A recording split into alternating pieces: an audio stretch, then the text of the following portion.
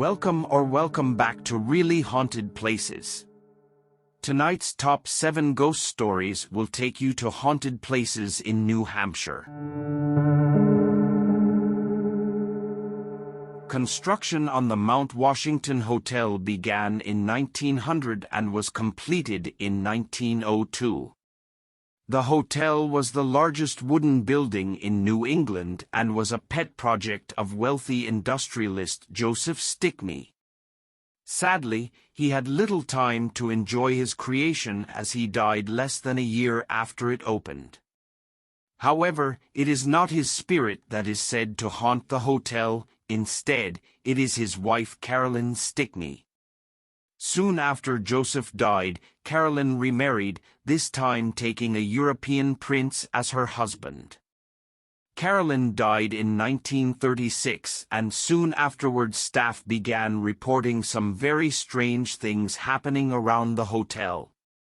In the winter months, the caretakers claimed to have seen an elegant lady walking into the dining room and reported that lights would turn on and off by themselves all over the hotel. When the summer staff returned, they posed for a photograph only to find a shadowy female figure looking through the window behind them. Carolyn's old room, number 314, is said to be the most haunted, which is not at all surprising considering her giant 4-poster bed is still in the room. The story of Oceanborn Mary is one that many New Englanders are familiar with. Born at sea, Mary was living with her husband when she found him murdered in their home. Rather than call anyone, she simply buried him in the kitchen hearth. Today, she appears in the home with bright red hair. Some have seen her looking out the windows upstairs, while others have said she appears at the top of the staircase visible upon first entering the house. She appears to be guarding her home. New Hampshire State Hospital in Concord was originally known as the decidedly creepier name, New Hampshire Asylum for the Insane, when it first opened, and it has a very similar history to some of the other asylums in New England, such as Danvers State Hospital in Massachusetts. In short, the conditions here were brutal and patients were neglected, abused, tortured, and even experimented on. Like so many asylums of the time, New Hampshire State Hospital was closed down amidst allegations about the lack of care given to patients. However, not before this pain and suffering left a permanent scar on the building. Although the hospital now lies abandoned, it is certainly not empty. Those who have come to visit report hearing phantom footsteps and disembodied screams.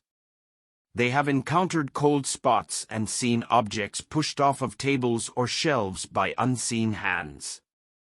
The elevators have also started working all on their own, and anyone who visits says that they feel a constant feeling that someone is watching them very closely.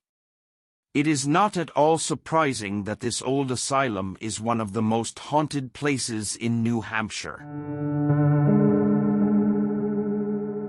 Built in 1837, the Amos J. Blake House has been featured on a number of television shows that deal with ghostly activity. Experts say there are at least 11 ghosts living here, as well as the spirit of one cat. For a house this size, that feels like a pretty large ratio of spirits to humans at any given time. Those who work here have reported feeling as though they're not alone when no other humans are nearby, and hearing non-human voices and other sounds. The Isles of Shoals is a group of islands of the coast of Portsmouth, and it is considered to be one of the most haunted areas in New Hampshire, with numerous ghost sightings on 9 of the islands. Boone Island Lighthouse is haunted by an unknown spirit that opens and closes doors as well as running up and down the stairs. Boone Island is said to host a sad lady dressed in white who wanders the island, and there are also sightings of the Isidore, a ghost ship that wrecked among the islands in 1843. These are just some of the spooky tales connected to the islands.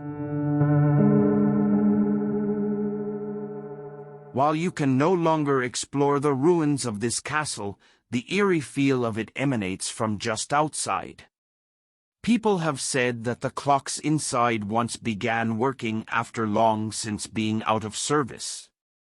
Others have told stories of lights turning on and off. More prevalent are stories of people simply feeling uneasy while being near the home. It's said that the spirit living here is not friendly and would prefer to be left alone.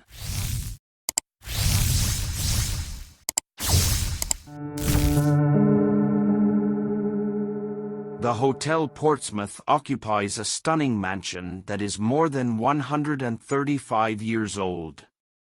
It was originally called the Cis Inn, but was renovated in 2014 and is now a beautiful hotel.